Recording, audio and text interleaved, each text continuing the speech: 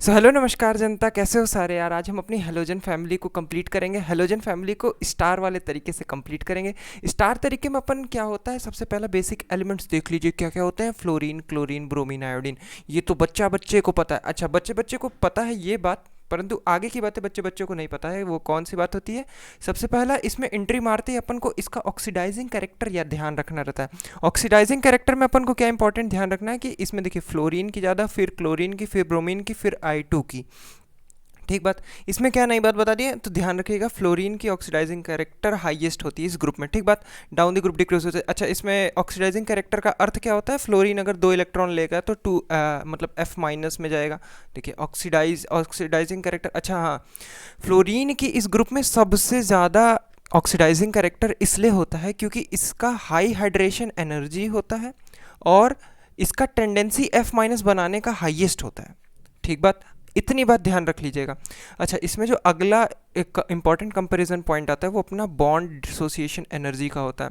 Bond dissociation energy में अपन को जो ध्यान रखना है वो ये नॉर्मल ऑर्डर से थोड़ा सा अलग होता है।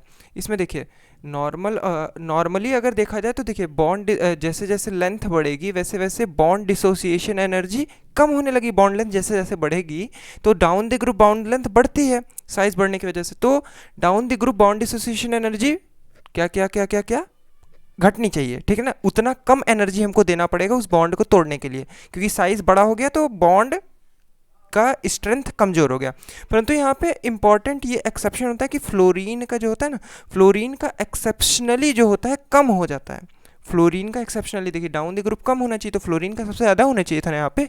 तो यहाँ पे एक्सेप्शनली फ्लोरीन का कम होने की वजह ये होता है क्योंकि फ्लोरीन फ्लोरीन जो एटम्स होते हैं ना, इनका पहली बात तो स्मॉल साइज़ होता है। ठीक है ना, फ्लोरीन का स्मॉल साइज़ होता है और स्मॉल बॉन्ड लेंथ की वजह से यहाँ पे लोन पेयर रिपल्शन बहुत ज़्यादा हो जाता है। देखिए यहाँ पे फ्लोरीन के ऊपर जो लोन पेयर्स हैं ना, देखिए ये वाले लोन पेयर्स, तो इनके बीच में जो रिपल्शन होता है वो बढ़ जाता है, जिसकी वजह से बॉन्ड एनर्जी घट जाती है। जैसे रिपल्शन बढ़ेगा तो ये बॉन्ड जो होता है ना, ये ज़्यादा स्ट्रेन में आ जाता है तो टूटता आसानी से है, तो बॉन्ड एनर्जी कम हो जाती है। इस वजह से याद रखिएगा फ्लोरीन का यहाँ पे आ जाता है। ये इंपॉर्टेंट ऑर्डर है, एग्जाम्स में बहुत बार पूछता है। अच्छा, अब इसके बाद जो अपन को इंपॉर्टेंट चीज़ याद रखनी है वो कौन सा पार्ट है, ये कि फ्लोरीन का ऑक्सीडाइजिंग स्ट्रॉन्ग ऑक्सीडाइजिंग एजेंट होता है। ठीक बात, ये तो अभी ऊपर अपन ने देखा ही था।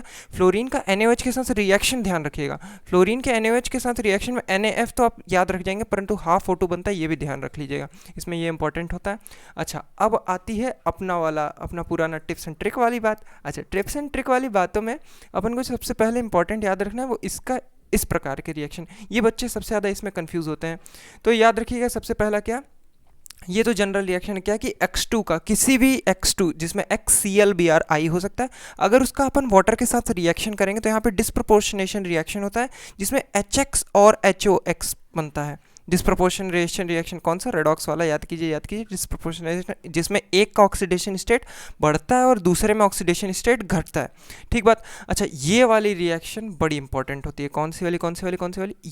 ये दोनों रिएक्शन बड़ी इंपॉर्टेंट होती है इसमें। तो इसमें ध्यान क्या देना है अपन को कि अगर X2 को अपन NaOH में डाले जो कोल्ड एंड डिल्यूट हो, कौन सा पार्ट कोल्ड एंड डिल्यूट हो, तो NaX बनाएगा प्लस NaOX बनाएगा, जिसमें X का यहाँ पे देखिए Na+1 में होता है, यहाँ X का -1 हो जाएगा, और NaOX में इसका जब निकालेंगे ना तो +1 -2 plus x is equals to 0, तो x की वैल्यू यहाँ पे +1 आ जाएगी, तो इसका ऑक्सीडेशन स्टेट यहाँ पे क्या हो गया? +1। ठीक बात। अगर इसी X2 को अपन NaOH में डाल दे जो हॉट एंड कंसनट्रेटेड हो, कौन सा? हॉट एंड कॉन्क में। अच्छा, अपन को क्या याद रखना है, जब भी कोल्ड एंड डिल्यूट होगा तो देखिए केवल x का कुछ ही पार्ट आएगा, 1 पार्ट देखिए आया। जब हॉट एंड कॉन्क होगा तो ये रिएक्शन और विग्रस हो जाएगा तो NaXO3 बन जाएगा। ठीक बात। तो इसमें इंपॉर्टेंट है इन दोनों का ऑक्सीडेशन स्टेट निकाल लीजिएगा आप, एग्जाम्स में यही पूछता है कि जो दूसरा वाला प्रोडक्ट बना उसका ऑक्सीडेशन स्टेट में डिफरेंस पूछता है। समझ गए आप? अच्छा चलिए, तब इसके बाद जो अपन को इंपॉर्टेंट चीज़ देखनी है वो ये वाली रिएक्शन है। वो क्या कि फ्लोरीन का प्रिपरेशन जो होता है वो KHF2 के इलेक्ट्रोलिसिस से होता है। अच्छा, KHF2 अगर आपको याद ना हो तो इसमें स्ट्रॉन्गेस्ट हाइड्रोजन बॉन्ड होता है। अगर मैंने अपने केमिकल बॉन्डिंग वाले लेक्चर्स में बताया, जिनको प्रॉब्लम हो उसकी एक सेपरेट प्लेलिस्ट बनी हुई है, उसको जाके तुरंत चैनल से देख लें, बड़ी बढ़िया बनी हुई है। अच्छा चलिए, तो K+ और HF2- को जब अपन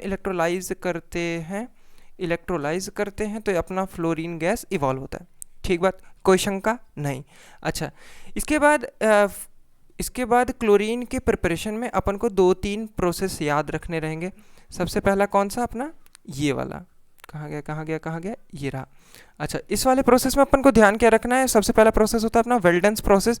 तो वेल्डेंस प्रोसेस क्या होता है कि MnO2 पायरोलुसाइट, ये अपन डी ब्लॉक में भी एक बार फिर से पढ़े होंगे, कौन सा, पायरोलुसाइट और MnO2 का, KMnO2 का जो और होता है उसको अगर अपन 4 HCl मॉलिक्यूल के साथ रिएक्शन कराएं, 4 HCl के साथ रिएक्शन कराएं तो अपना MnCl2 बनता है प्लस Cl2 बनता है, प्लस Cl2 प्लस H2O बनता है। ठीक बात, कोई दिक्कत नहीं। अच्छा, इसके बाद जो अगला प्रोसेस आता है वो अपना डेकन्स प्रोसेस होता है। डेकन्स प्रोसेस में क्या होता है कि 4HCl को अगर अपन ऑक्सीजन के साथ CuCl2 के प्रेजेंस में 400 डिग्री सेल्सियस में कराएं तब भी यहाँ Cl2 प्रोड्यूस होता है। ये पूछे जाते हैं जनरली नाम से कि कौन सा इस्तेमाल होता है Cl2 की प्रिपरेशन में, तो वेल्डेंस और डेकन्स प्रोसेस नाम से आप याद रख लीजिएगा। अच्छा, ठीक बात। अब इसके बाद अपना इलेक्ट्रोकेमिस्ट्री वाला ये वाला पार्ट आता है। तो ये तो आपने इलेक्ट्रोकेमिस्ट्री में कभी ना कभी तो सुना ही होगा, कौन सा वाला पार्ट, ये इलेक्ट्रोलिसिस ऑफ एक्वस NaCl। तो इलेक्ट्रोलिसिस में इलेक्ट्रोकेमिस्ट्री में अपन को पढ़ाया जाता है कि कैथोड और एनोड की रिएक्शंस होती है। अगर NaCl का, एक्वस NaCl का अपन इलेक्ट्रोलिसिस कराएं तो कैथोड और एनोड पे कई रिएक्शंस होती हैं, तो उसको अपन को एक बार देख लेना है। उसका एक शॉर्ट ट्रिक भी होता है, कभी फटाफट हम उसको रिवाइज भी कर लेंगे। क्या कि देखिए, कैथोड पे अपने पहले दो आयंस पहुंच रहे होंगे, एक Na+ और एक वाटर का। देखिए कैथोड पे होता क्या है, कैथोड पे बताइए LOAN, ठीक है। एनोड पे ऑक्सीडेशन, तो कैथोड पे रिडक्शन, कैथोड पे अपना रिडक्शन होता है। तो वाटर के रिडक्शन की रिएक्शन देखिए, वाटर तो सॉल्वेंट में है ही, तो कैथोड पे 2 आयंस पहुंचेंगे, पहला Na+ और दूसरा H2। तो ये दोनों रिएक्शंस में से कौन सी रिएक्शन होगी, बच्चों का मेजॉरिटी कंफ्यूजन यही होता है। ऐसे यही काम एनोड पे भी हो रहा है। एनोड पे ऑक्सीडेशन होता है तो Cl- यहाँ से Cl2 में क्योंकि जा रहा है, तो दूसरा वाला रिएक्शन भी तो हो रहा होगा जहाँ पे वाटर अपने आप में ऑक्सीडाइज हो रहा होगा। ठीक बात। तो देखिए, हर दोनों पे अपने को 2-2 रिएक्शन के ऑप्शंस मिले हुए हैं। तो अब इसकी एक ट्रिक होती है, फटाफट आप ये ट्रिक ध्यान रख लेंगे तो आप किसी भी तरह के इलेक्ट्रोलिसिस के प्रोडक्ट में कभी कंफ्यूज नहीं होंगे। तो ये इंपॉर्टेंट ट्रिक क्या है कि देखिए, इसमें अगर एनोड पे हमको ध्यान क्या रखना है कि पहले ये 4 आयन देख लीजिए, SO4 2-, NO3-, H2O3 2- और Cr2O7 2-, क्रोमेट, ये क्रोमेटन, ऐसे ही सल्फेट, ये सब है। तो अगर ये एनायंस है तो ये can not get oxidised before water. इसका मतलब क्या है कि ये जो एनायंस होते हैं इनकी ऑक्सीडाइजिंग पोटेंशियल जो होती है वो वाटर से कम होती है। तो अगर एनोड पे 2 रिएक्शन का अपन को ऑप्शन मिला ना, अगर इन सब एनायंस में से कोई भी एनायन उसमें प्रेजेंट होगा तो वहाँ पे ऑक्सीजन ऑब्टेन होगा। क्या मैंने बोला, अगर ये चारों में से कोई भी आना है तो अपना वहाँ पे क्या ऑब्टेन होगा, ऑक्सीजन। अच्छा, अगर दूसरा अपन कैथोड पे यही बात जाते हैं तो कैथोड पे अगर हमारा ग्रुप 1, ग्रुप 2 और ग्रुप 13 का अगर कोई कंपाउंड है तो वहाँ पे cations reduce before water, can't get reduce before water, so H2 will be obtained. तो इसका मतलब क्या होगा, वहाँ पे जो कटायंस होगा ना वो पहले रिड्यूस नहीं होगा, उससे पहले अपना ये मेटल्स जो हैं वो वाटर को रिड्यूस कर देंगे, तो वाटर रिड्यूस हो जाएगा। तो इसका अर्थ क्या होगा, वहाँ पे हाइड्रोजन ऑब्टेंड होगा। ठीक बात। तो इसका एप्लीकेशन अपने ऊपर रहे जो 2 एग्जाम्पल हैं उसमें भी एक बार देख ही लेते हैं। तो ये रहा अपन का एग्जाम्पल। अच्छा, तो इसमें अपन को दो ऑप्शन मिला था। तो देखिए, पहले हम कैथोड पे अभी नीचे क्या पढ़े हैं कि अगर ग्रुप 1, ग्रुप 2 और ग्रुप 13, तो देखिए ये कौन सा कंपाउंड है, ग्रुप 1 का कैटायन है ना, ग्रुप 1 का कैटायन है। ग्रुप 1 के कैटायन में अगर ग्रुप 1 का कैटायन प्रेजेंट होगा तो वो वाटर का रिडक्शन वाला रिएक्शन प्रेफर करेगा। अभी अपन ने देखा था ना, H2 विल बी इवॉल्व, तो यहाँ पे हाइड्रोजन गैस इवॉल्व हो गई। अच्छा, इसके बाद ऐसे ही अपन जैसे एनोड पे गए, एनोड पे तो एनोड पे अपन को ध्यान क्या रखना है, ये रही एनोड की रिएक्शन। तो एनोड में 2 पार्ट हो रहा है, कौन सा, एक Cl- वाला और एक H2O का। देखिए Cl- में अपन को पहले देखना है कि यहाँ क्योंकि Cl- है तो अपन को देखना है कि ये चारों अनायंस में तो Cl- है नहीं है ना, SO4 2-, तो Cl- नहीं है, तो इसका मतलब अपन को क्या यहाँ पे क्या प्रोड्यूस होगा, ऑक्सीजन प्रोड्यूस होगा। ठीक बात। तो अब कौन सी reaction, oxygen will be obtained. ठीक बा। अगर ये चारों होते तो ऑक्सीजन प्रोड्यूस होता, परंतु क्योंकि ये चारों नहीं है, यहाँ पे Cl- है, तो यहाँ पे ये वाली रिएक्शन मोस्ट फेवर्ड होगी। तो इसमें कौन सी रिएक्शन एनोड पे कौन सी होगी, ये फर्स्ट वाली, और कैथोड पे ये सेकेंड वाटर वाली रिएक्शन। ठीक बात। अच्छा, तो इसके बाद ये कुछ इंपॉर्टेंट रिएक्शंस होती हैं जो अपना NH3, पहली बात तो अपन को क्लोरीन गैस के लैब टेस्ट के लिए ये छोटी सी बात याद रखनी है कि ग्रीनिश येलो लैब होती है, ग्रीनिश येलो गैस होती है जो पंजेंट स्मेल के साथ होती है। ठीक बात ना। ये छोटा सा क्लोरीन का डिटेक्शन वाला पार्ट में काम आता है। अच्छा, अब इंपॉर्टेंट, ये बड़ा इंपॉर्टेंट होता है जो एग्जाम्स में पूछा जाता है, ये कौन सा है? रिएक्शन विथ NH3, अमोनिया के साथ अगर क्लोरीन का रिएक्शन कराएंगे तो वो कैसे होगा? तो ये रहा, ये देखिए। तो इसमें क्या करना है कि देखिए, अगर NH3 का अपन Cl2 के साथ रिएक्शन करा रहे हैं, अगर यहाँ पे क्लोरीन एक्सेस में हुआ तो देखिए, क्लोरीन एक्सेस में हुआ तो क्लोरीन वाला प्रोडक्ट में पार्ट जाता होगा, NCl3 बनेगा, ठीक बात। और अगर NH3 वाला पार्ट यहाँ पे एक्सेस में हुआ तो NH3 वाला पार्ट एक्सेस में हुआ तो NH4Cl बनेगा, ठीक बात। ये एक बार हम पहले भी देख चुके हैं प्रीवियस लेक्चर्स में। अच्छा, ठीक बात। अब इसकी जो अगली इंपॉर्टेंट रिएक्शन आती है वो ये होती है, ये अब इस रिएक्शन को जितने भी स्टार्स दो उतने स्टार कम है। बड़ा ही फेमस रिएक्शन, अगर क्लोरीन का अपन स्लेग लाइम के साथ रिएक्शन, स्लेग लाइम क्या होता है? CaOH whole twice, CaOH whole twice के साथ अगर अपन रिएक्शन करते हैं तो अपना CaOCl2 बनता है, जिसका नाम अपना फेमस ब्लीचिंग पाउडर होता है, ठीक बात। तो ब्लीचिंग पाउडर के बारे में एक इम्पॉर्टेंट पार्ट है जो बच्चे जनरली मिस करते हैं, वो कौन सा पार्ट होता है? ये वाला, कि अपन को ब्लीचिंग पाउडर का कंपोजिशन नहीं पता होता। ब्लीचिंग पाउडर का कंपोजिशन होता है CaOH होल ट्वाइस, CaOCl2 और .2H2O। ये इंपॉर्टेंट होता है, ये एग्जाम्स में पूछ सकता है। What is the composition of bleaching powder? बच्चों को जनरली CaOCl2 ही फॉर्मूला याद रहता है, परंतु असलियत में उसका कंपोजिशन ये होता है। तो इसे आप ध्यान रख लीजिएगा, पक्का। चलिए, तब इतनी बात करने के बाद अपन को अगले रिएक्शन जो ध्यान रखने वो याद रखना, क्लोरीन का NaOH के साथ जो कोल्ड और डिल्यूट, कोल्ड एंड NaOH के साथ अगर रिएक्शन हुआ, कोल्ड एंड डिल्यूट NaOH के साथ, तो अगर अपना NaCl और NaOCl बनेगा। देखिए, कोल्ड है तो यहाँ पे देखिए Cl की मात्रा कम पाई जाएगी, NaOCl केवल बना। और यही देखिए, अगर Cl2 है और यहाँ पे NaOH हॉट एंड कॉन्क है, मतलब यहाँ पे कंसंट्रेशन इसका बढ़ गया है, तो यहाँ पे NaClO3 बनेगा। देखिए, ऑक्सीजन ClO3 ये वाला प्रोडक्ट बनेगा। तो ये एग्जाम्स में बहुत बार पूछा जाता है, कौन कौन सा, कि NaOCl बनेगा कि कोल्ड और डिल्यूट के साथ कौन सा रिएक्शन होता है और हॉट और कॉन्क के साथ कौन सा रिएक्शन होता है। अच्छा, तो इसके बाद आता है अपना टेस्ट फॉर Cl-आयन। तो टेस्ट फॉर Cl-आयन में अपन को ये बड़ा ही फेमस लैब टेस्ट होता है, कौन सा? Chromyl chloride test. इसमें क्या ध्यान रखना है? ये टेस्ट फॉर Cl- होता है। NaCl को अगर अपन H2SO4 में डाल दें K2Cr2O7 की प्रेजेंस में, तो अपना जो प्रोडक्ट बनता है CrO2Cl2, इसका नाम क्या होता है? क्रोमाइल क्लोराइड, जिसका डिटेक्शन होता है रेड ब्राउन वेपर्स से। तो इसको क्या कहते हैं? टेस्ट फॉर Cl- का लैब टेस्ट होता है ना, वो क्वांटिटेटिव एनालिसिस में आप जो पढ़ते हैं। अच्छा, इसके बाद जो इंपॉर्टेंट अगला रिएक्शन आता है वो होता है हमारा H2O के साथ Cl2 का रिएक्शन। तो H2O के Cl2 के साथ रिएक्शन में ध्यान क्या रखना है? Cl2 को अगर अपन पानी में मिला देंगे तो पहला HCl प्लस HOCl बना, ठीक बात। HCl और HOCl। अच्छा, ये जो HOCl होती है ना, इसकी एक खास बात होती है। HOCl की खास बात क्या होती है कि ये जो HCl बना प्लस यहाँ पे एक नेसेंट ऑक्सीजन ये छोड़ देता है, ये जिसकी वजह से इसका परमानेंट ब्लीचिंग एक्शन होता है। ये बात ध्यान रख लीजिएगा, क्या कि HOCl जो होता है वो HCl और ऑक्सीजन में टूटता है, जिस ऑक्सीजन का परमानेंट ब्लीचिंग एक्शन होता है। अच्छा, ठीक बात। अब इसके बाद अगला जो पार्ट होता है वो अपना इंटर हेलोजन कंपाउंड्स का होता है। अच्छा, इंटर हेलोजन कंपाउंड्स क्या होते हैं? जिसमें दो हेलोजेंस जुड़े हों आपस में, अलग अलग या फिर सेम भी हो सकते हैं। जैसे देखिए, पहला अपना एग्जांपल ले सकते हैं ClF3 का, IF7। ये देखिए, इसमें दो प्रकार के हेलोजेंस हैं, देखिए आयोडीन भी है और फ्लोरीन भी है, और इसका कुछ कंपाउंड्स है। अच्छा, ठीक बात।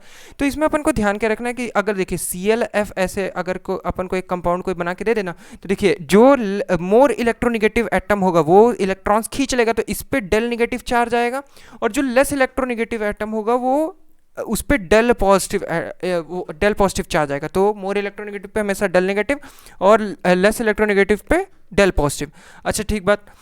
अब इसके बाद ये वाला थोड़ा सा इम्पॉर्टेंट पॉइंट है, वैसे आपको याद होना चाहिए क्या, कि इंटर हेलोजन कंपाउंड्स जो होते हैं ना, या आप कॉमन सेंस से भी देख लेंगे, ये ज़्यादा रिएक्टिव होते हैं नॉर्मल हेलोजेंस के कंपैरिजन में। क्यों?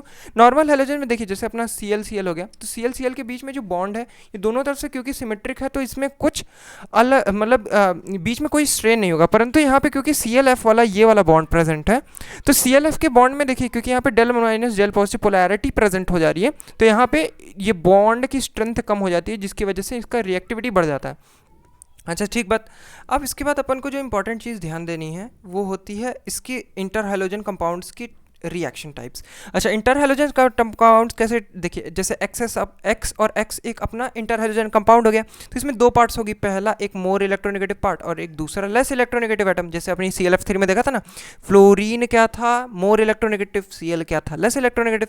अच्छा देखिए, जहाँ से एक्स है तो अपन ने क्या बोला था, जो मोर इलेक्ट्रोनेगेटिव होगा उसके ऊपर डेल नेगेटिव चार्ज आएगा, और जो लेस इलेक्ट्रोनेगेटिव होगा उसके ऊपर डेल पॉजिटिव चार्ज आएगा। ठीक है, तो अगर इसका रिएक्शन अपन H2O टाइप के एक मॉलिक्यूल से कराएं तो देखिए H2O में इस OH पे -1 होगा और H पे +1, तो वही नॉर्मल रिएक्शन हो जाएगा, इसका पॉजिटिव वाला इसके नेगेटिव वाले से और इसका नेगेटिव वाला इलेक्ट्रॉन डिफिशिएंट इसके पॉजिटिव वाले से।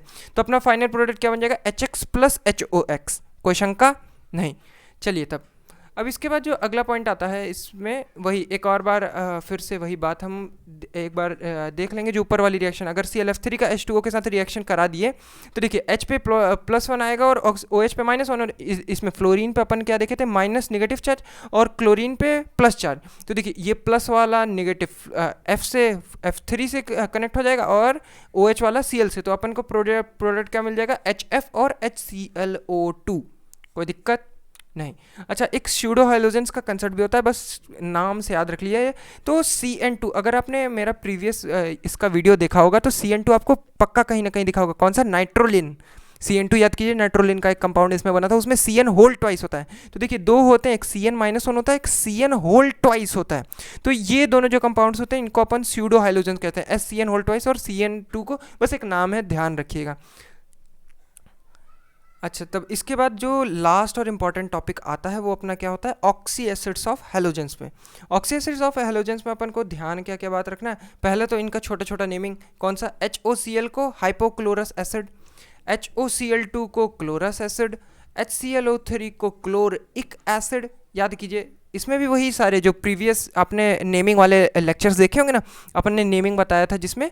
तो देखिए इसका बेस एसिड इक एसिड कौन सा होगा, HClO3। ठीक है, अगर उसमें एक ऑक्सीजन जोड़ेंगे तो पर एसिड बनता है, परिक एसिड बनता है, और एक ऑक्सीजन घटाएंगे तो अपना अस एसिड बनता है। याद कीजिए, अपन ने बताया था ना। और अगर डाउट हो तो एक बार चैनल को विजिट करके वो वाला लेक्चर जरूर देख लीजिएगा। अच्छा ठीक बात, तो इसमें ये अपना क्लोरिक एसिड हुआ, ये क्लोरस पर क्लोरिक। अच्छा, अब इसमें एक इंपॉर्टेंट चीज़ जो एग्जाम में पूछ सकता है और पूछता भी है, वो क्या कि किसके किसके कौन कौन से मतलब ये ऑक्सी एसिड होते हैं। जैसे HOF, फ्लोरीन का अपन बात करें तो फ्लोरीन में कोई और ऑक्सी एसिड इसके किसी और ऑक्सीडेशन स्टेट में नहीं होता है, केवल इसका एक ही ऑक्सी एसिड होता है, वो अपना HOF होता है। अपन क्लोरीन की बात करें तो क्लोरीन हर प्रकार का ऑक्सी एसिड बनाता है, HClO2, HClO3 और HClO4। ठीक बात, ऐसे ही HOBr पे बात करें तो HOBr हो जाएगा, फिर ये वाला नहीं करेगा, HBrO3 करेगा, बनाएगा, और ये नहीं बनाएगा। ठीक बात, तो HOI ऐसे यहाँ नहीं बनाएगा, HiO3 बना लेगा और HiO4। तो ये ध्यान क्या रखना है कि क्लोरीन सारे ऑक्सीडेशन स्टेट्स में इसके बनाता है compounds. So that's all for this video and subscribe to the channel for more amazing contents. और जो भी ऊपर में जो वीडियोस के बारे में अपन ने बात किया है उसको एक बार चैनल विजिट करके आप जरूर से ज़रूर देख लीजिएगा। तो थैंक यू।